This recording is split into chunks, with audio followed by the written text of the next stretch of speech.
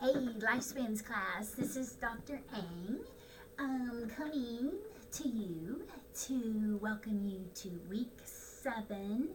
And wow, we get to unravel the adolescent. This is one of the most interesting, intriguing stages, in my opinion, because there's so much going on for them, be it cognitively, the whole mental component. We've got all the physical changes, the social changes. There's just a lot going on in this stage. And thus we hit, so for October 4th through 10th, it's going to be identity versus role confusion. And you can process that and let that simmer on your mind just a little bit, and you can probably figure out why. I would assume for most of you too that it has not been that long ago since you were in this stage, so you should be able to reflect. And then obviously our next stage into the young adult, the majority of you probably will land right in that stage. So as far as adolescence though, I have embedded within Harvey, we have all the different PowerPoints. I have offered video PowerPoints for those, so you can watch those for both chapters 11 and 12. If you have any questions though, reach out for that. But the key for this stage again is just trying to determine, who am I? Where do I fit in the world? There are so many social and cultural challenges that we're facing specifically, currently, that can be linked to political views, it can be linked to religious views. There's just a lot setting up for why we have some role confusion, whether that be gender, whether that be physically male, female, whether that be what role really does traditionally. Maybe you're a female and my grandmother and my mom all stayed home and had the babies and took care of everything and cooked and cleaned, but you're transitioning into, you're pursuing a career and you want to work full time and have a much different perspective, but yet you both occupy the female role. So what does that look like as you choose for yourself goals and aspirations and dreams for the adolescent? And sometimes there's a little bit of a conflict if that doesn't resonate with parents or caregivers in the soil that you were planted. So that's an interesting aspect as far as the adolescent. Also pay attention, and again, reference the videos because I went in depth as I went through the entire PowerPoint in depth through those videos. So reference those. This video is just meant to be a kind of a highlight to let you know what's coming for this week. But pay attention to the fact that females are going to peak with puberty onset sooner than males. Thus, you'll see the taller female in like 5th or 6th grade, whereas then we're going to peak a little later for the males, and then they do catch up. But there's just that difference. You can look at the growth charts that I have in there. You can look at the BMIs. I just have offered quite a bit of resources in there that you can peruse through at your convenience. And then I also want to make note of Oklahoma. We are all about setting records in Oklahoma. Obviously, we've got some things to be proud of, but then we also have some things that we are not so proud of. And it's kind of a hamster wheel. So we have one of the highest. We're in all the categories that I'm about to reveal to you. We are either 1, 2, or possibly 3, but we're in the top 3 for all, which is not something that we're proud of. But we have the greatest number of high school dropouts. We have the greatest number of teen pregnancies. We have the greatest number of, as young adults, not being able to provide for themselves and not being in a responsible position to be able to care for that child that they just gave birth to. They haven't graduated high school, which snowballs into, then we have some of the highest rates of poverty. That then can go into high rates of obesity, mental health, all these other aspects, and it's just kind of a hamster wheel. So we're looking at the adolescent, the egocentric, self-centered adolescent for the most part, that does not, they act and then tend to process and think after the fact. So they tend to be, not all the time, so I'm not speaking across the board, but I am speaking in general terms for this age group, tend to be risk takers because they are not thinking about a year from now, they're thinking about today, and they not only are processing everything that's going on in their own bodies and monitoring that very, very closely, but they're also monitoring everyone around them and trying to see if they fit in. And that tends to be the goal of, do I fit in? And in that process, they're trying to figure out what is my identity? What is going to be my solid identity moving forward as I transition into a young adult? And what labels do I want to adhere to, and what labels do I want to shed?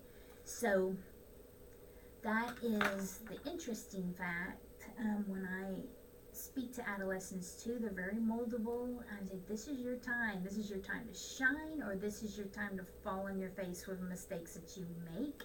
And then you have to absorb the consequences of those. So the risk-taking behaviors can lead to long-term effects. Not thinking through. Usually you're going to have teenagers that don't think, oh, if I became a stat of teenage pregnancy, wait a minute, how is that going to affect what do you mean I may not graduate from high school, or maybe I will, but it presents a lot of challenges. Who's going to take care of the child? Who's going to pay for things while I'm trying to go to school? And those dreams that I had about attending this prestigious university and going for all the sorority or the fraternity, being in certain clubs and pursuing full force, full throttle young adulthood. Now all of a sudden I have a child, and whoa, I guess that doesn't work well with the dorm life and the sorority life, and how does all this merge? Because I need to have a successful academic career if I want that dream job, because I have this life that I'm pursuing. And you rewind that all the way back to a teenage pregnancy.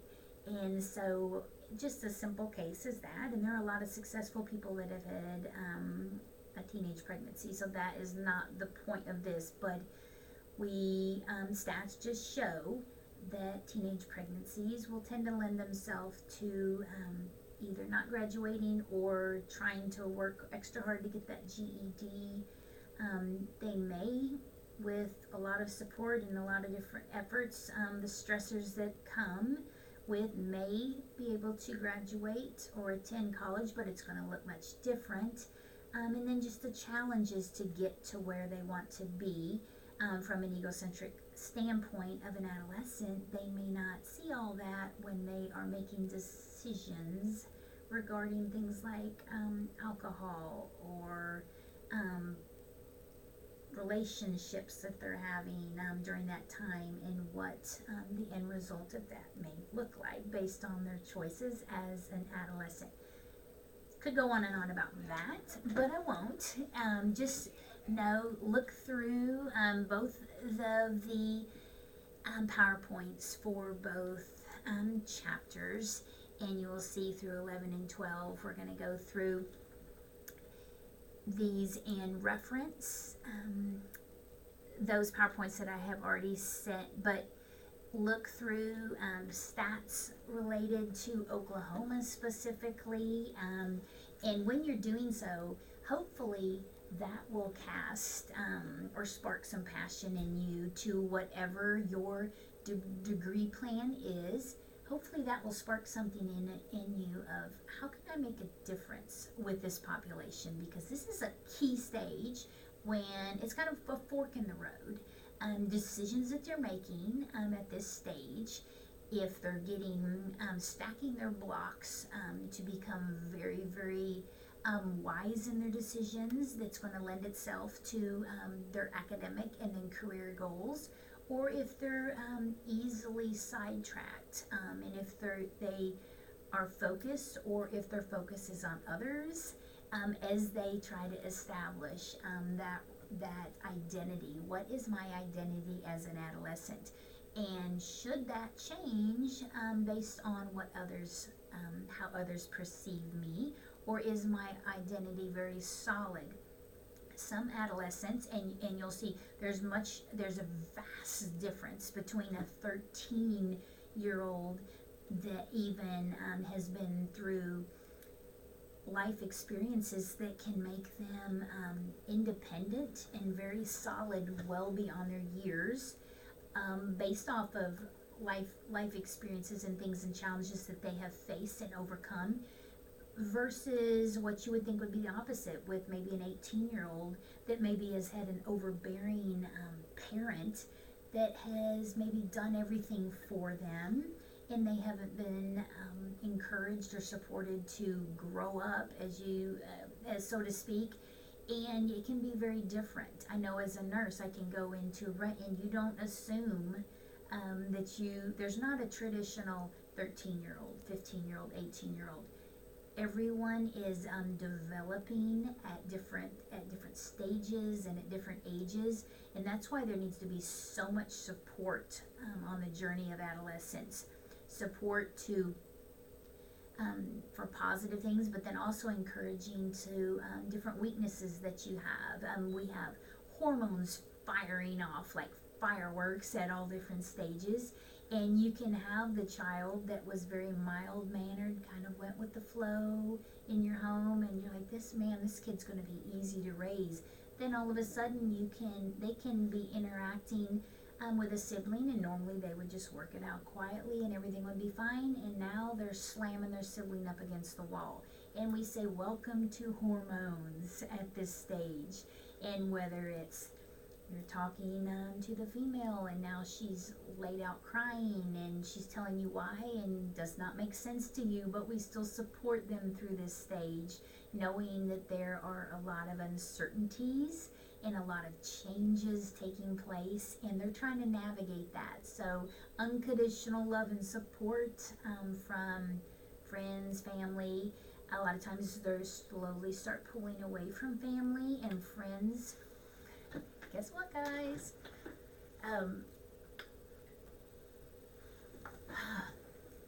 Anyway, they start transitioning away from family and caring more about what friends think. So friends and choosing of those friends is so incredibly critical at this stage, and just accepting of them as they're having physical changes, as they're having their bodies are changing, their hormones are changing, their perspectives and expectations are changing. They're viewing the world through their own lenses and not through the lenses necessarily of the caregiver. It's a time for caregivers to slowly start to pull back, but still offer that unconditional love and support, which is challenging for caregivers as well when you have been there as a very primary role. It's difficult to transition into more of a secondary supportive role that you will be needed for the young adulthood stage. So these are some things to think about. And again, you have your PowerPoints. Both PowerPoints are there. You have the video lectures that I have embedded into Harvey. If you have any questions about those, feel free to reach out. And again, we will have the identity versus role confusion reflective paper that will be due Sunday by midnight. Have been very pleased with those. You're following the rubrics. I'm enjoying reading those and seeing the rich experiences. Love it when you share your personal experiences, especially as we're getting to the stages now where you can recall those and remember those. I love that you share those in the reflective papers. Helps me get to know you, and I'm learning a lot from you guys as well. So as long as you are following the rubric, you should get full points on these papers at this point. No copy pasting, no just give a long title so the paper only needs to be a paragraph, because then you're going to kind of squeeze it in. Give a full analysis, a full page of that where where it's clear that you understand the stage of Erickson's, where it's clear that you're giving an example that shows that you can apply that into a practical setting. Give your opinion. Does this make sense? Do you support Erickson in this stage, or do you have some criticisms that you can offer? And that's totally acceptable and welcome as well. And then the APA and offering the formatting. We don't want to write the way that we generally speak to a friend, so want to make sure that you have a scholarly submission there. But if you have any questions for me whatsoever, if you want to come in and meet and we can talk about what's on the horizon with the presentation and the paper, would love to do that. I do have information on Harvey about that, but if you want more information, just reach out to me.